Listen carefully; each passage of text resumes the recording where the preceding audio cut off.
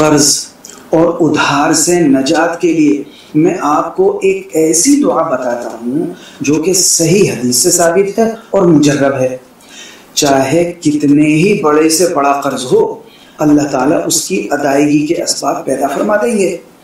اللہ کے رسول صلی اللہ علیہ وسلم نے یہ دعا اپنے ایک صحابی حضرت معاذ رضی اللہ عنہ کو سکھائی تھی اور فرمایا تھا، اے معاذ، تمہیں ایسی دعا سکھاتا ہوں اگر پہاڑ کے برابر بھی تم پر قرضہ ہو، اللہ تعالیٰ اس کی ادائیگی کے اسباب پیدا فرما دیں گے.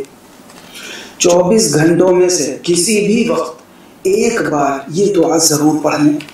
ایک بار کے علاوہ جب یاد آئے اور دعا پڑھنے کا آپ کے پاس وقت ہو تو اس کو پڑھیں تو یہ زیادہ بہتر ہوگا.